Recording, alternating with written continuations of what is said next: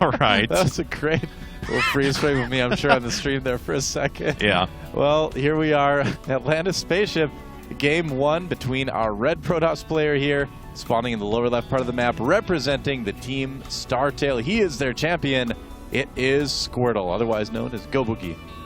And I'm not even kidding. Up at the top of the map, in the blue, from the team, the SCV Life, it is Polt, recently winning the Asus ROG tournament. And I believe he beat Stefano in that one. Is that right, in the finals? Yes. Think so? Yes, yeah. he did.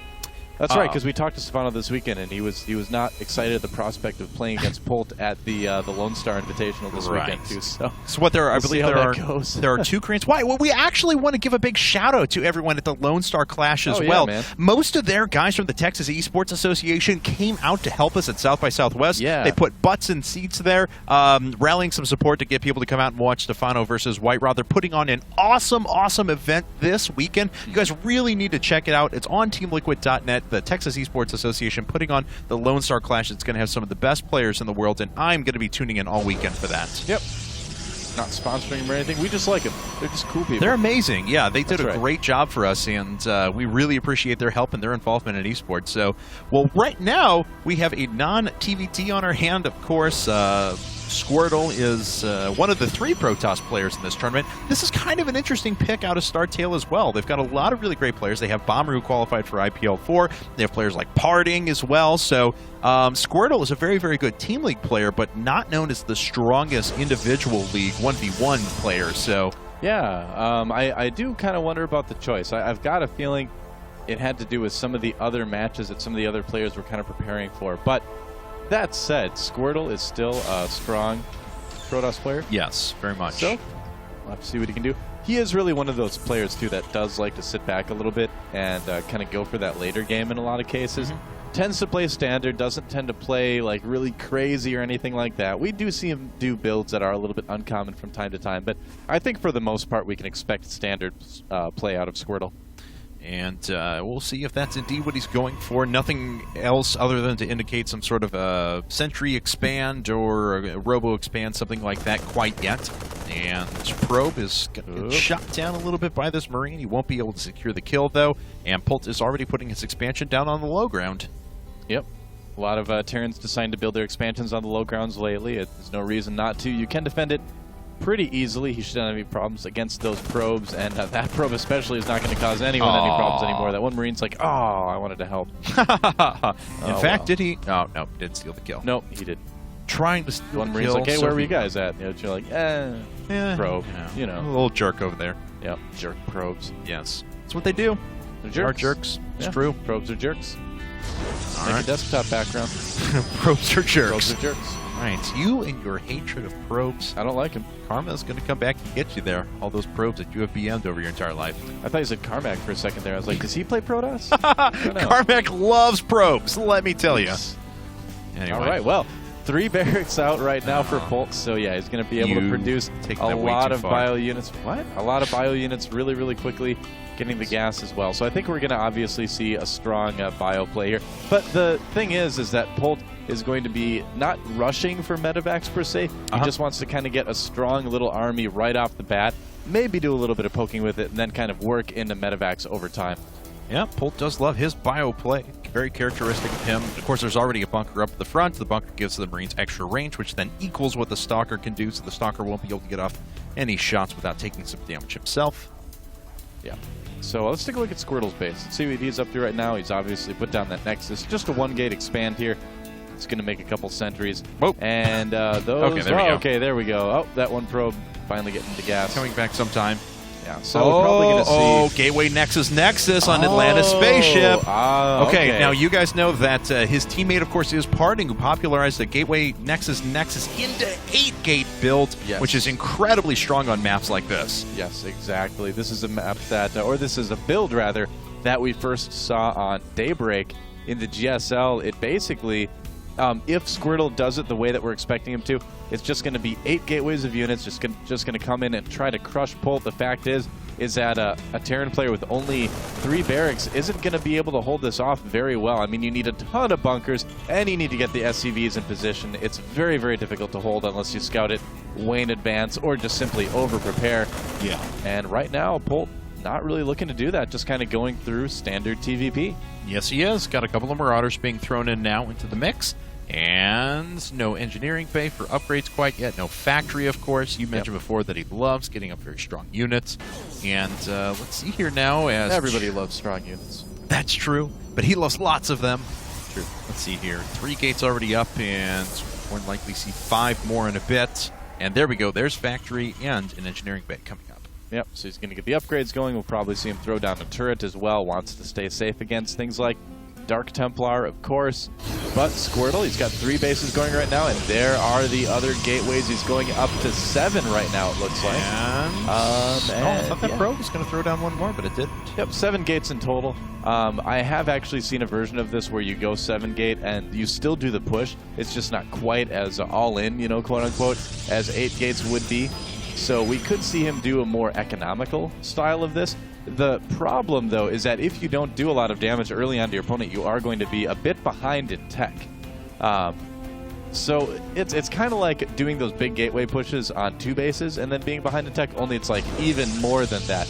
But yeah, obviously it is going to be a big gateway push here. He's already got forward pylons down in a couple different places. He's got a good amount of sentries as well. It's still going to be a very strong push coming out for Squirtle. He needs to start making his way out there with his units, though. This is starting to get a little bit delayed, and you know, Polt doesn't have another barracks. I'm sorry, another bunker down at his base, but he is amassing a pretty powerful army. You know, I'm surprised he's not moving out. I mean, yeah, you usually do see the move out at this time, but if you only go 7 gates, you can play it a little bit more defensively. Yeah, just moving out a little bit slower here than we normally see. His supply is still quite high. And what does Polt's defense look like? Let's see how likely... Well, he does only have 1 bunker and a lot of units out.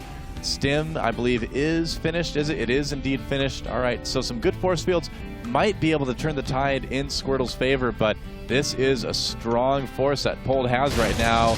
Will he be able to use it to defend, though? We'll find out. The high ground advantage actually goes to Squirtle, but Polt makes it back up.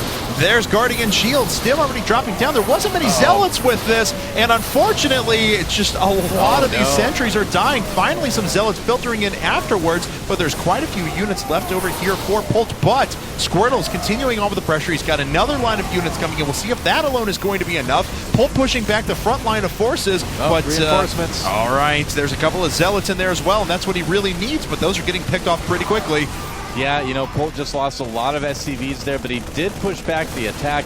Those Bioforces getting a little bit lower. Yeah, he needs to run back now that there are more Zealots. Squirtle didn't have the best engagement there. All his sentries were in front. He had to use all his force fields at once, basically. Don't think he was expecting Polt to come from that direction. Although, no, he just lost a pylon. He should have expected Polt to come from that direction. But yeah, just not a good engagement for Squirtle. So not weird, controlling it quite as well as he could have.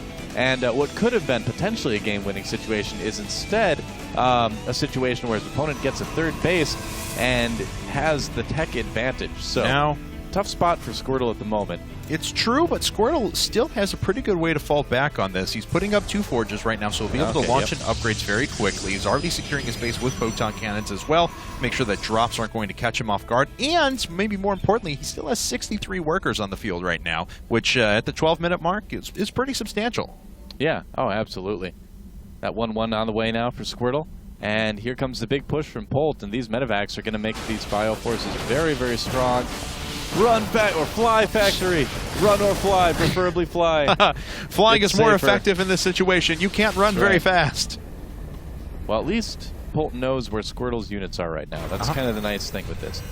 A lot of pylons on the way. We have that Twilight Council coming up as well. For the 2-2, for Blink, for other such things. Wouldn't be surprised to see him go for a Templar Archives and kind of skip Robo for a while after this. You know, Polt's already sitting on 5 barracks and actually quad-producing Marauders and just producing 2 Marines at a time, so this is going to be an incredibly Marauder-heavy composition. Yeah. Well, you know, I mean, if you want to have a situation where you just move in, try to do a lot of damage to your opponent, Marines do have a lot of DPS, but, you know, if they get trapped against Zealots, they die very, very quickly. Marauders can certainly soak up a little bit more damage, so that's why we see Polt going for that heavier composition. And generally, he does kind of prefer Marauders to Marines, so it's not too surprising to see him kind of go that route. Just a nice hardy unit that's able to tank quite a bit of damage as well. Oh, yeah. And, all right, well, all of Squirtle's forces are pulled down here to the bottom right. Looks like Polt may be able to push back up and pin some units in position because he has his drop coming in right at the back of Squirtle's base. But there's already a few zealots there along with a photon cannon. We'll see if that's long enough for Squirtle to defend. Yeah, we'll see. The zealots don't have charge, so they aren't quite as effective. But no micro at all from Polt. He's just kind of sitting there. Yeah. Looks like he's planning on moving around down towards the third base here. Let's see. And there he goes. Oh, Squirtle's on top of this, though. He's got most of his forces back, and yeah, Polt pulling right away. And this attack is going to be shut down as well. Yeah, the zealots coming in. Polt just not doing any damage at all with this. Really killed like a pylon and some units, but that's about it. Oh, here he comes again. Charge still not finished. That's a problem right now for Squirtle. It is. He's not going to be able to catch this army then. He's not going to force Polt to stand and fight. Polt actually making his way back with another drop. He's just got to get out of there. Maybe lose the medevac. Nope. All right. Nope. 2-2 on the way for Polt. Yes. 2-2 on the way for Squirtle. Yes. As well. Polt still harassing at this third base, and now that charge is finished, though, oh, there the zealots are able to engage, but the rest of the army held up by the factory for just a moment. Yeah, I was wondering about that. Now a few more units making their way out for Polt, and looks like he is able to drive back the zealots initially, but he lost a lot of his bioforces in return. Wow, the zealots all charged up and then held position in front of the firing range. Waste of a charge right there. What was that? There we go. Okay, he did manage to keep more zealots alive than before here, and he is actually going to crush this. Oh, no. Never mind. Marauders coming in from the other side as well. The medevac's healing quite a bit. Wow, and Polt's, he's pushing back this front line of forces now. We do have Archons. Those are very, very effective against the bioforces that Polt has out as well. And it looks like he will finally have to push back. But look at this. Polt is up by over 30 supply. Yeah, real back and forth engagement. But in the end, Polt just able to macro out of it a lot quicker than Squirtle. Yeah. Squirtle either missing some warpins potentially or just not having enough gateways. Well, I mean, he has a ton of gateways here. Yeah. So, yeah, I don't know. Maybe missing some chrono boosts on the warp gates. He has plenty of supply and plenty of resources to use here. Yeah. Does manage to push Polt back, so he does buy himself a little bit of time at least. A little bit, certainly, but Storm's nowhere close to being done. His robotics facility is just now coming up. What you were talking about before about being so far behind in tech, and Polt has maneuverability and map control, so he is going to make his way out with a big force of medevacs. Yeah, here we go. Units being warped in now. Yeah. Zealot does scout that third base, so now he knows for sure. Yep. 3-3 on the way as well, coming out a little bit quicker than Polt's.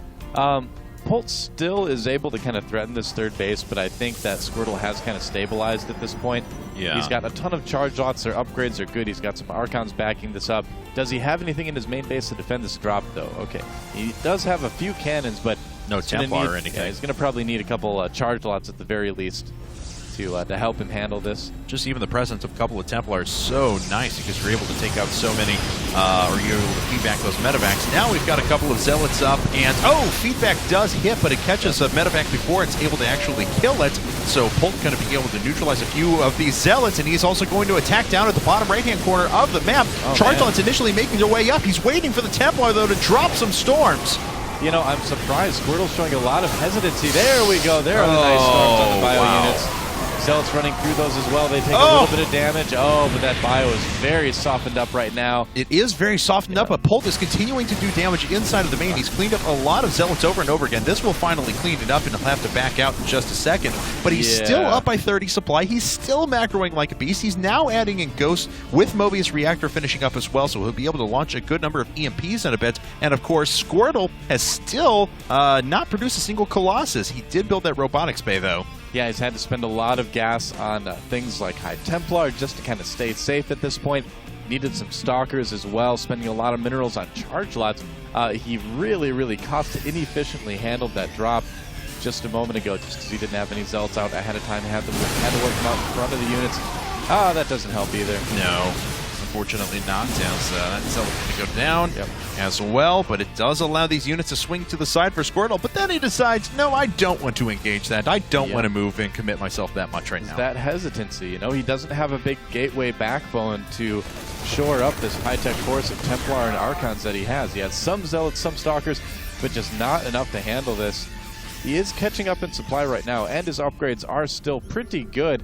But it might be better to just kind of wait for some Colossi to come out. As you can see, Polt not doing really any Viking production right now. Just has a couple out. He is getting the upgrade, though. And Squirtle was thinking about pushing there, but that army is just so significant now for Polt, and he has a number of ghosts along this as well. Yeah. So EMP plus that snipe is going to be very, very powerful against Templar and high energy units that are sitting out there. That certainly might be. Needs to be careful not to get those ghosts feedbacked. But other than that, he's got a very strong composition against this. Both players actually able to take their 4th bases, so we may actually be moving into one of our few very late game PVTs. And I feel like if Squirtle can max out and get a decent amount of Colossi out, I feel like he's going to have an okay chance of winning the engagement. It kind of depends a lot on the EMPs, though. If Polt gets good EMPs, and all bets are off. Polt is maxed now, of course, and 3-3 upgrades finishing in 3-2-1 done. So he is very well upgraded at the same time. He's, of course, adding on a bunch of Vikings as well. Already has 2 on the field, 2 more coming up with +1 weapons. And there's not that many Colossi out there for Squirtle. Add on top of that, he's going to have some EMPs. Oh, wow. Yep. It looks like he's just going to load up a very big drop here. Yep. Doesn't want to bring the SCVs along. No. Don't imagine. I can't imagine why. I mean, SCVs are just such strong fighting units. They're so friendly, too. Always so chipper. Oh, yeah.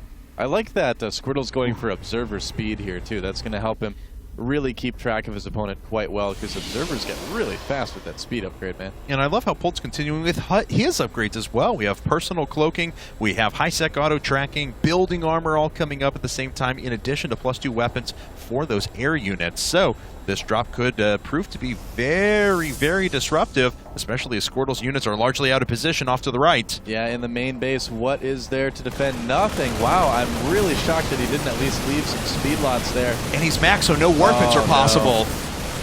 Killing some important buildings now. Wow, and Polt's going to be able to run his way through. He kills a couple of units, but at the same time, Squirtle's actually counterattacking, moving up into the 3rd of Polt. Looks like he will be able to get himself this orbital command, but we have a pretty good, decent-sized engagement on our hands about to happen. Zelge are being forced back down the ramp. Polt still just running mad through the production of Squirtle, though. Yeah, man, that army, if it's focused, could kill the pylons and depower everything very, very quickly. Squirtle now with a lot to defend. And, oh, did he just get EMP'd? No, he didn't. Those guys still have huge amounts of energy. Oh, EMP is one of the High Templar, it looks like. All right, well, we have a very back-and-forth engagement. Squirtle's already killed 1 base, but he is not doing anything to stop this drop inside of his own base. Looks like he wants to commit for the engagement, though. There are so many ghosts. Chain EMPing the Archons. The Archons are going to be worse to almost nothing. And the Colossi are falling down very quickly as well. Squirtle loses his entire army, and he still didn't really have a way to clean up this, so most of his production is dead. Yeah, that is going to be about it. I mean, that drop in the main base did so much damage. Those Zealots aren't even going to be enough to defend it. Wow. And Dark Shrine on the way, but, you know, DTs are good in emergency situations, but I don't think it's going to be enough to save Squirtle this time. Yeah. He's got the resources to make some, but that's it. GG.